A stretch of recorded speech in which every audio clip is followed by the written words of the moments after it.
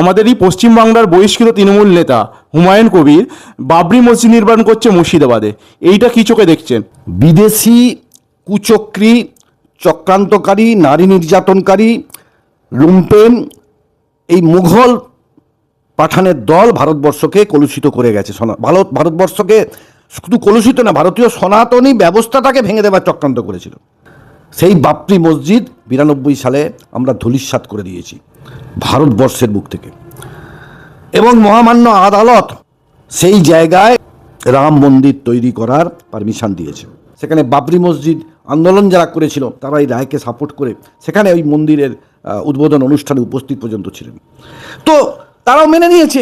আর আমাদের পশ্চিমবঙ্গের যারা মুসলিম, যারা রাষ্ট্রবাদী মুসলিম নয়, যারা রাষ্ট্রবিরোধী মুসলিম, তারা আজকে এই জিনিসটা তৈরি করছে, ওই বাইরের শত্রুকে ঘরে ডেকে আনছে।